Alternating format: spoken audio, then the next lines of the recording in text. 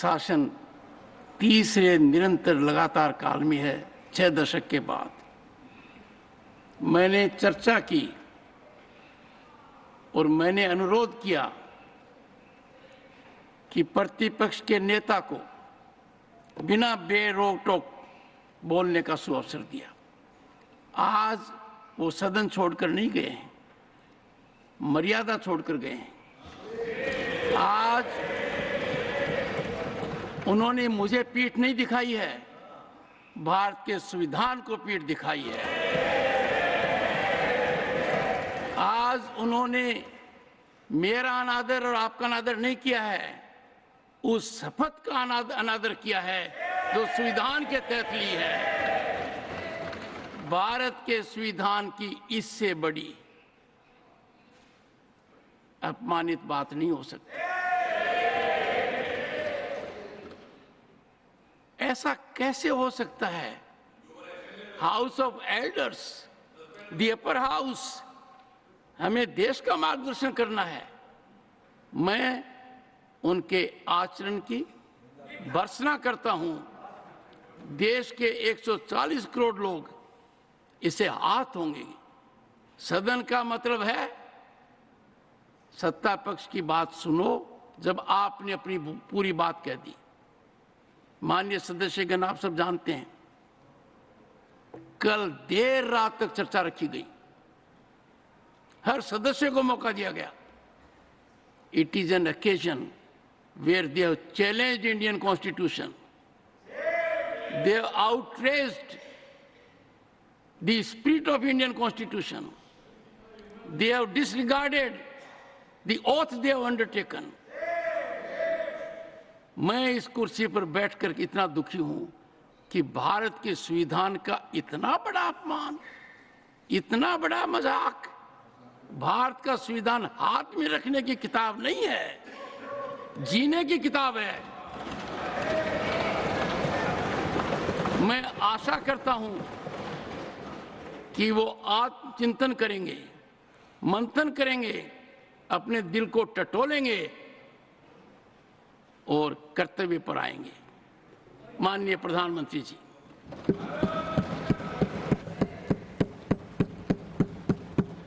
आदरणीय सभापति जी, आपकी वेदना मैं समझ सकता हूं।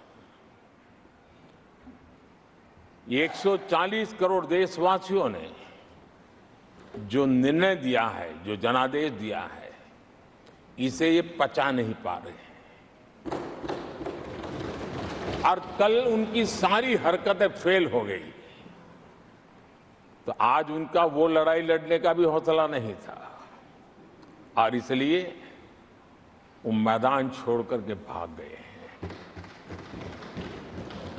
आदरणीय सभापति जी, मैं तो कर्तव्य से बंधा हुआ हूं और न ही मैं यहां कोई डिबेट पे स्कोर करने के लिए आया हूं। मैं तो देश का सेवक हूं, देशवासियों को मेरा हिसाब देना है।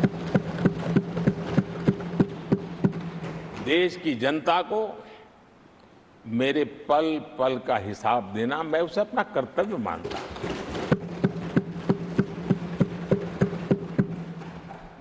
आदरणीय सभापति जी, वैश्विक परिस्थितियां ऐसी पैदा हुई कि फर्टिलाइजर के लिए बहुत बड़ा संकट पैदा हुआ।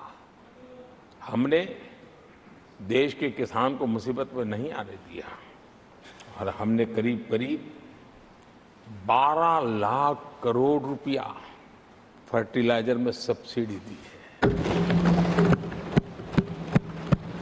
और जो भारत के आजादी के इतिहास में सर्वाधिक है। और उसी का परिणाम है कि हमारे किसान को फर्टिलाइजर का इतना बड़ा बोझ उस तक हमने जाने नहीं दिया। सरकार ने अपने कंधे पर उसको उठा लिया है। आदरणीय सभापति जी, हमने एमएसपी में भी रिकॉर्ड बढ़ोतरी की है। इतना ही नहीं, खरीद के भी नए रिकॉर्ड बनाए हैं। पहले एमएसपी की घोषणा होती थी, लेकिन किसानों से कुछ भी लिया नहीं जाता था, बातें बताई जाती थी। पहले की तुलना में अनेक गुना ज्यादा खरीदी कर करके हमने किसानों को सामर्थ्यवान बनाने का प्रयास किया।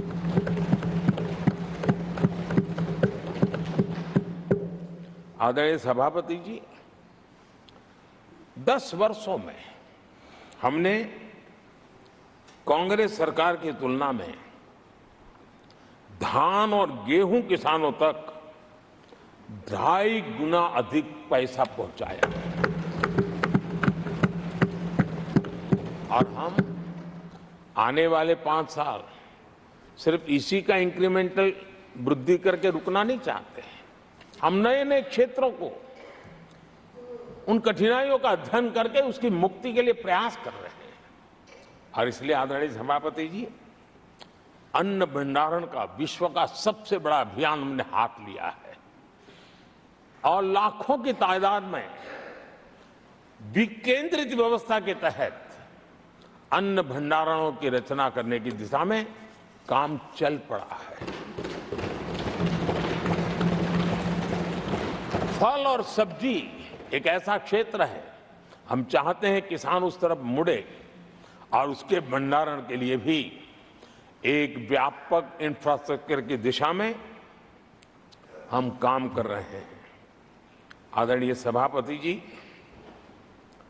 सबका साथ, सबका विकास, इस मूल मंत्र को लेकर के हमने देश सेवा की हमारी यात्रा को निरंतर विस्तार देने का प्रयास किया है। देशवासियों को गरिमापूर्ण जीवन देना, ये हमारी प्राथमिकता रही है। आजादी के बाद अनेक दशकों तक जिनको कभी पूछा नहीं गया, आज मेरी सरकार उनको पूछती तो है, उनको पूजती भी है।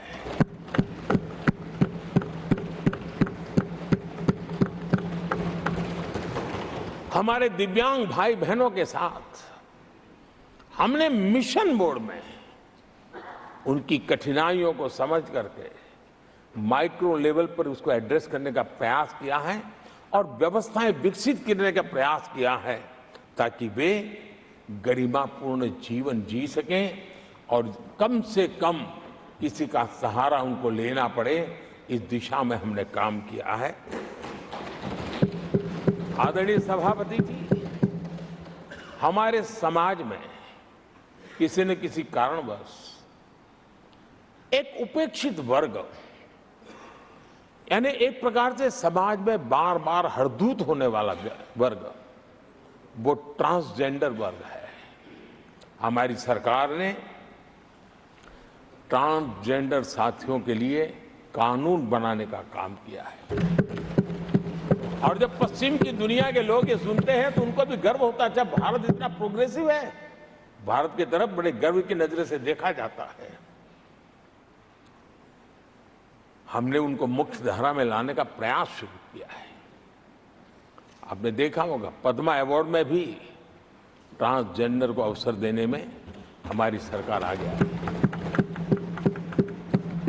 आदरणीय सभापति जी, हमारे गुमंत जनजातीय समुदाय, हमारे गुमंत साथी, हमारे बंजारा परिवार, उनके लिए एक अलग कल्याण बोर्ड बनाया है ताकि उनकी आवश्यकताओं को हम एड्रेस कर सकें और उनको भी एक स्थायी, सुरक्षित और संभावनाओं वाला जीवन प्राप्त हो, उस दिशा में हम काम कर रहे हैं। आदरणीय सभापति जी, हम एक शब्द लगातार सुनते आए हैं, पीबीटीजी, पीबीटीजी, पीबीटीजी। हमारे जनजातीय समूह में ये सबसे पीछे रहा हुआ और आजादी के इतने सालों के बाद भी जिन्होंने उनको निकट से देखा होगा, पता चलता है कि कैसी हालत में जीते हैं। उनकी तरफ किसी ने नहीं देखा। हमने एक विशेष व्यवस्था की है और पीएम जनमन योजना के तहत 24,000 करोड़ रुपए ये समुदाय बिखरा हुआ है, छोटी संख्या में है, वोट की उनकी ताकत नहीं है। और यहां देश की परंपरा है जिसकी वोट की ताकत है उसी की चिंता करना, लेकिन समाज के ऐसे अति पिछड़े लोगों की कोई चिंता नहीं करता था। हमने वो चिंता की है, क्योंकि हम वोट की राजनीति नहीं करते, हम विकास की राजनीति करते हैं। आदरणीय सभापति जी, हमारे देश में पारंपरिक पारिवारिक कौशल्य भारत की विकास यात्रा का और व्यवस्था का एक अंग रहा है। जो हमारा विश्वकर्मा समूह है, जिनके पास परंपरागत से हुनर है और जो समाज की आवश्यकताओं को पूरी करता है, लेकिन उनको कभी एड्रेस नहीं किया गया। हमने करीब करीब 13,000 करोड़ रुपए की योजना से विश्वकर्मा समुदाय को आधुनिकता की तरफ ले जाना, उनके अंदर प्रोफेशनलिज्म आई। आदरणीय सभापति जी, गरीबों के नाम पर बैंकों का राष्ट्रीयकरण तो कर दिया गया था, लेकिन मेरे रेहड़ी पटरी वालों को कभी बैंक के दरवाजे तक देखने की हिम्मत नहीं होती थी, हालत थी। पहली बार देश में पीएम स्वनिधि योजना के तहत रेहड़ी पटरी वालों की चिंता की गई है, और आज वो ब्याज के कुचक्र से बाहर आकर के अपने परिश्रम से और ईमानदारी से जो रेहड़ी पटरी वालों को बैंकों से लोन मिले हैं, वे लगातार बैंक वाले भी खुश हैं, लेने वाले भी खुश हैं। और जो कल फुटपाथ पर रेहड़ी बैठता था, आज एक छोटी दुकान दिशा में बनाने की दिशा में आगे बढ़ रहा है। जो पहले खुद मजदूरी करता था, आज एक आध दो को रोजगार देने की दिशा में काम कर रहा है। और यही कारण है कि गरीब हो, दलित हो, पिछड़े हो, आदिवासी हो, महिला हो, उन्होंने हमारा भारी समर्थन किया है।